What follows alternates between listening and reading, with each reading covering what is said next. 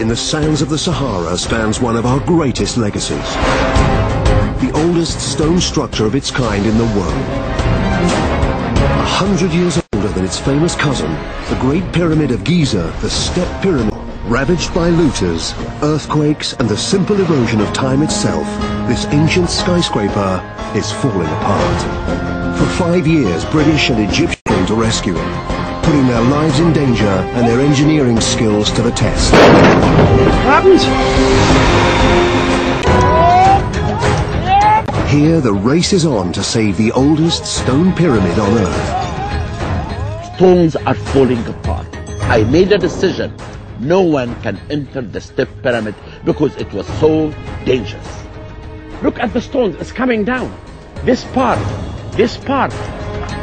Saving the Step Pyramid is the obsession of one very determined archaeologist. This isn't just a poor cousin to the great monuments of Giza, it's the mother of all pyramids. Built 4,600 years ago, it's one of the first monumental symbols of pharaonic power, and the prototype for all Egypt's pyramids. For millennia, it's been left alone to face the ruin of time. Until 2002, when Dr. Hawass is appointed head of the Supreme Council of Antiquities. He's determined something has to be done. I said, if I did not do the restoration, I will insult myself and I will leave my job right away. And so began one of the most ambitious restoration projects in Egyptian history. Above ground, the challenge is to repair the badly eroded steps, replacing thousands of stones that have fallen or been stolen over millennia. But the biggest, most dangerous restoration job is inside. Extending 30 meters underground, the secret hub. The idea of the foot of this then would be propped back. What we do is keyhole surgery for buildings. Once in place, the anchors will be practically invisible, but the plan is controversial. And the Egyptian engineers in charge on site have a problem with it. They're worried the process of inserting the anchors may precipitate further collapse. Dr. Hassan oversees all restoration inside the pyramid. He has personal sign-off on whether or not to install the anchors. You have to be cautious about the stability of the chamber, burial chamber, and the stability of the burial shaft, and of course the ceiling. It's been 5 years since the British engineers first visited the pyramid and began to formulate their plan for fixing it. What they find inside is a nightmare. The crack travels down and then it shoots across this way. A natural crack running right through this earthquake-prone structure. So there's still recent movement then, Richard. A 5-kilometer maze of fragile tunnels and cavernous voids. See when you, Richard? That's collapsed in. Another shaft down here. Where does that go? You were just careful not to brush the walls or touch the ceiling, just in case it all come down on top of your head. And we went down into the lower tunnels, and suddenly the lights went out. Finally, 30 meters below ground, they reach the most precious part of all. A king's burial chamber that's collapsing in on itself, burying everything beneath. This is one of the main support beams. And when I saw the amount of stones that had fallen from that ceiling, I just couldn't believe it. Wow. And then I looked up, and that was even more frightening.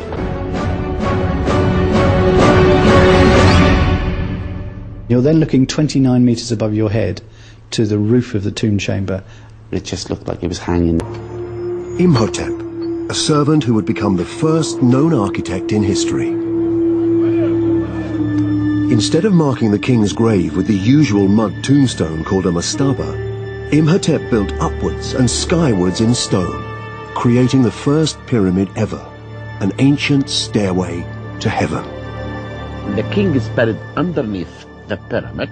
He takes the Step Pyramid and climbs. Then he can reach the sun god. In the surrounding sands,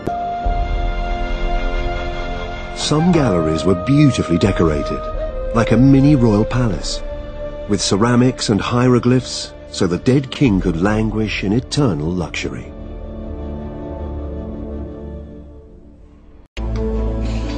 The Egyptian engineers are still unconvinced. They're worried inserting stainless steel anchors could precipitate a collapse in the roof.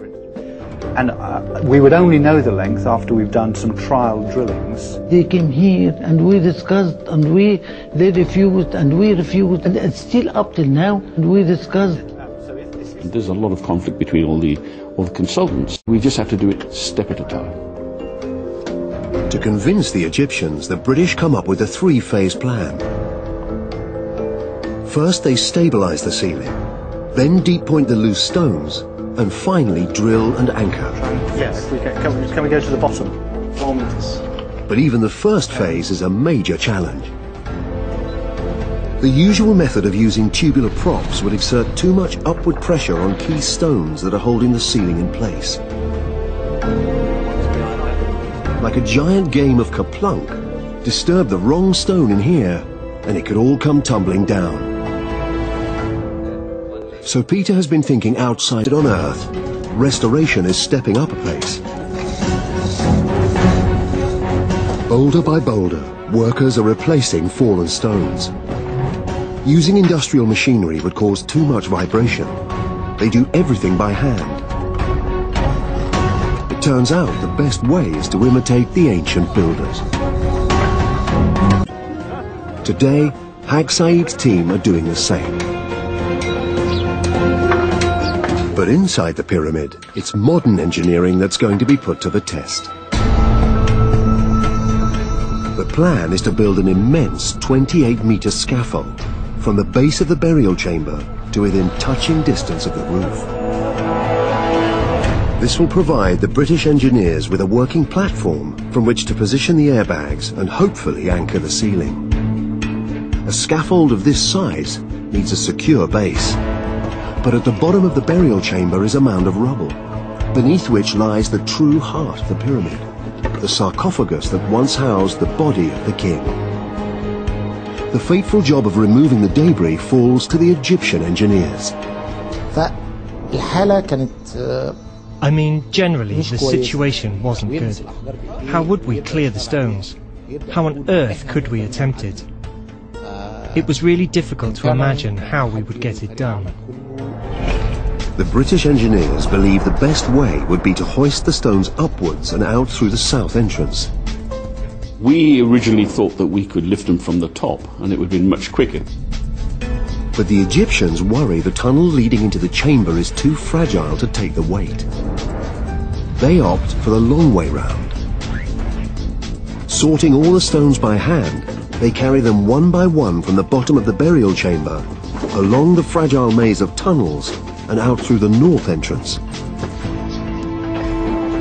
It's a risky and potentially dangerous strategy. Above their heads, boulders hang like giant pinballs, waiting to fall. Among the rubble, they discover amazing artifacts. Intricately carved stones, human remains, and broken tombs of the pharaoh's wives and daughters. Finally, they are poised to uncover the greatest artifact of all. It's been over 70 years since archaeologists last documented the king's sarcophagus. Since then, hundreds of tons of bone-crushing debris has rained down on it, threatening to destroy the precious artifact beneath. When we began to clean this, every week I go to this Saqqara, I asked what's happened, until one day they called me and they said that the sarcophagus began to be clear. What's been hidden beneath the rubble is finally revealed. Tomb robbers have long since stolen the royal mummy, but the megalith coffin that contained the king's body still remains. Made up of 32 granite slabs, each weighing 3 to 4 tons. On the top, a giant circular stone, plugging the hole through which they would have lowered the body of the king. And inscribed on the stones, clues as to how it was put together. Now they've cleared the last pieces of rubble, the engineers confirm everyone's worst fears. The sarcophagus is damaged. Without the tightly packed rubble to hold it in place, pieces of the coffin are falling away. We have to tighten it together, not to have any kind of collapsing. The engineers move quickly, propping one side with steel, binding the rest together with straps and wood. It's only a temporary measure. The only long-term solution is to fix the ceiling and prevent any further stonefall. And no one is more keen to get on with it than the British engineers. For months now, they've been desperate to get back on site to position the airbags and persuade the Egyptians that their stainless steel anchors will reinforce the roof. Dr. Hawass receives reports of a seismic tremor on site. Some stones from here, you can see, fell down. The shaking came to the most sensitive and weak part in the pyramid, this room. This is the 3 stones that came down from this area. And this is why it was also a red flag to us. It's saying, start quickly, restore the pyramid. Now at last, the British engineers get the call they've been waiting for. They can finally get on with the job of installing the airbags. From the scaffolding that now fills the burial chamber, they get a close-up view of the challenge ahead. It was actually the first time that we had been in there and seen what we were up against. The higher they go, the worse it gets. We went up the ladder to the top deck. We just sat on the scaffolding, looking at the surrounding roof structure, which was nothing like we thought it was going to be.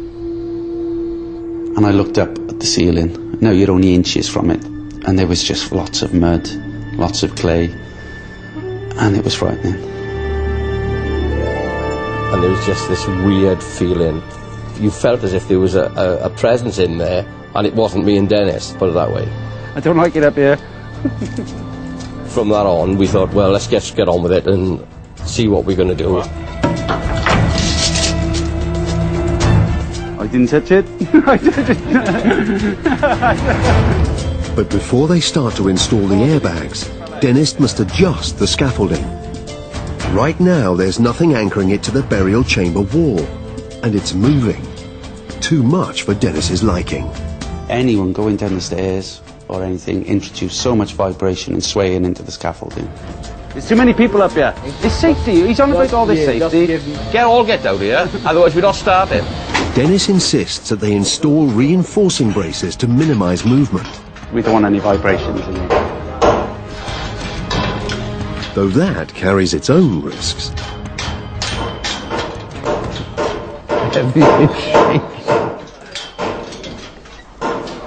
The pressure is on to install the airbags as soon as possible. Until I had them in, no one was safe. They start at the very top of the chamber. The irregular shape of the ceiling means it's impossible to get a perfect fit. Dennis and Mike carefully pack the voids with high-density foam. Any upward pressure could dislodge the fragile stonework. There was rocks falling. You'd only have to bump your head on when it fall down. With every bag they install, that danger recedes a little. But the ceiling is so unsafe, it's a much bigger job than they planned for. Because I wanted more of it supported, I didn't have enough airbags. Dennis has to call time out. I think that's enough for today. My heart rate needs to go down a bit. We're going home. There's lots more to do, but already the bags are taking some of the pressure. When all 18 are in position, they could, in the event of a collapse, hold the calculated weight of the ceiling above. But they're only as strong as the scaffolding they sit on. And this one isn't built on solid rock. Previously, while clearing fallen debris from around the sarcophagus, the Egyptian team made an incredible discovery. A tunnel extending directly underneath the 100-ton stone coffin of the king. We discovered this tunnel.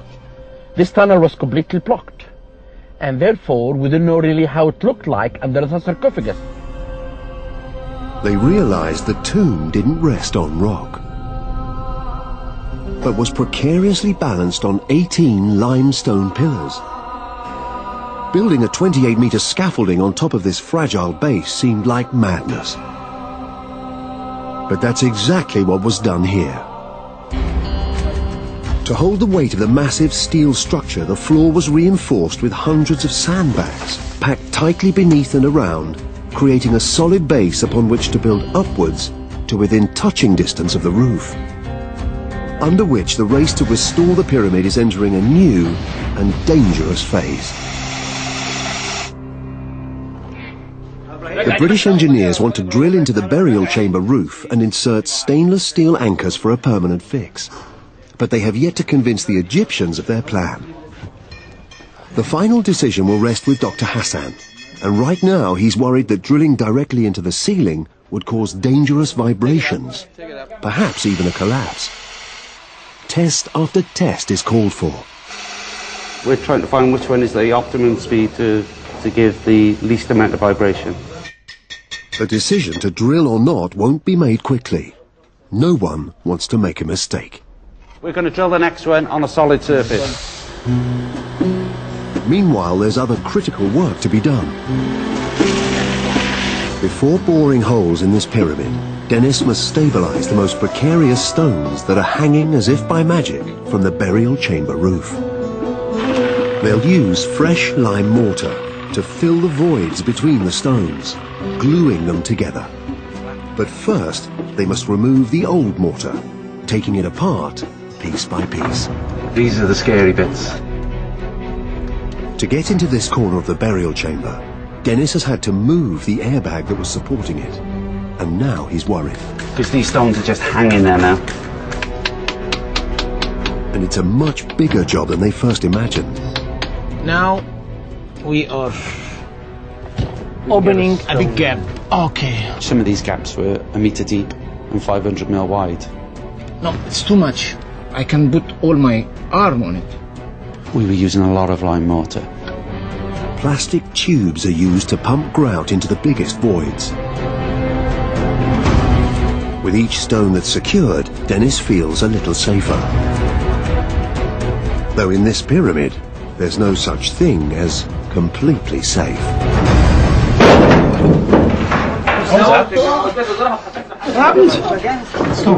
A new one, a new one. Every day is a challenge. But sometimes it isn't all about engineering. Make them act as a unit. In the last few weeks, Dennis has been getting hands-on with history in a way most archaeologists can only dream of. And he's made what he thinks may be an important discovery. A hole in a corner of the burial chamber roof, behind which is a void extending some 6 meters into the ceiling. It could be an unusual collapse of stones, or it could be purpose-built. Another chamber or a shaft perhaps leading to who knows where. Before drilling into it, Dennis wants some specialist advice. And mummy expert Salima is only too happy to help. Next best thing. It looks really narrow. It's very confined, but it just continues up as far as we can see. So it sort of goes up like a chimney? It looks like a chimney. Okay. Draws up. In later pyramids, such as these in Giza, the burial chambers have northward-facing shafts, along which some progresses reaching new heights. While on the inside, the race to restore the burial shaft is entering the most critical phase of all. That's what we're trying to prevent, catastrophic collapse. Yeah. Syntec's plan has always been to insert stainless steel anchors to secure the burial chamber roof. But they still need final sign-off from the Egyptian experts, and they don't have it. We need a decision. No one has said yes. To help force a decision, Dennis has called Richard and Peter to site. Actually drilling some holes in the pyramid chamber was a major step. I think the most dangerous areas were the stones that apparently had no connection to the rest of the body of stonework. The chimney, as Dennis calls it, is a real worry. This is very fragile. It's all tenuously held together. There can be no more delays. What we need now is someone to say go. The engineers must decide whether to drill or not. These are going to be working anchors. I'm going to install anchors in these today. So it's a cable we're putting in. Yeah. A deal is struck. All right. Okay. Let's start the second. The first anchor will be drilled in the far corner of the chamber wall. An X marks the spot. It was just taking it really carefully. This time, Dennis's right-hand man is drilling technician Malcolm. If somebody had told me 20 years ago that I'd be doing this inside a pyramid, most people don't even get to walk around one. But above the hole is a wooden beam surrounded by loose mortar. They wouldn't let us remove the mud from that beam because that mud is archaeology. So I was nervous. The Egyptians install measuring equipment to ensure the vibrations don't exceed safe levels. And Dr. Hassan wants to witness proceedings. Good morning, Dr. Hassan. Good morning. Ready? Finally, the moment that has been so long in the making. They begin to drill. Malcolm knows that in this game of Russian roulette, it's his finger on the trigger. When you're drilling, it's very sensitive. It's not just a case of rock drilling. You have to put yourself in front of that drill bit and imagine what that drill bit is doing. Any moment, you could have tons of rock coming around your ears. And he has a unique way of thinking about the job. You just know that that noise is going to come, and I'm not going to let my finger off that trigger quick enough. Beyond the depth of the first stone, they'll be working blind. Because you didn't know what was between those stones. No one did. No one had taken this pyramid apart. Suddenly the sound everyone's been dreading. Malcolm has hit some old mortar that contains extremely hard pieces of flint, and it's causing serious vibrations. Flint is one of the hardest materials to drill. We can drill it if it stays in one place. If it's bouncing around, it's impossible to drill. Suddenly the vibrations peak. Dr. Hassan demands that they stop. I prefer to stop. Stop? Oh, don't. Okay, we need to secure this stone. Yeah. We're not moving this stone. It's this loose mud on the top of it that's coming down, isn't it? See? It's loose anyway, so it's... I was thinking we might be going home at any moment, you know. Your emotions are torn between, are they going to kick us off site as having done some damage, or are they going to embrace the fact that some damage may occur, but it's inevitable. But Dr. Hassan is now committed. Okay. He gives the go-ahead to resume drilling. At last, they break through the flint. But the drilling has taken much longer than they planned. And we ran out of time to install the anchor that night. Built 4,600 years ago, the Step Pyramid is a foundation stone in the history of architecture. It's why people are risking all to rescue it. But Dr. Hawass and his... Then this system will work. After centuries of decay, it's come down to a battle against the clock. The grout must be cooled to around 17 degrees Celsius. Not an easy job in Egypt. The temperature of the water out here from the tap is about 24 degrees, which is too warm to mix the grout, so we have to use ice to cool the water down. If it's left too long, the grout goes off and won't flow around the anchor. Each of the anchors can take a capacity of up to 8 tons. It gently does it. Debris could have gathered in this hole overnight, and if the sock rips, the anchor will be ineffective. At last, they inject the grout and start to plug the holes. That's the first one? Yeah. One done. The race to save this pyramid is not over, but an end is in sight. That was the trickiest one, that first one going in. And it's just a case of repeating itself now. Brilliant.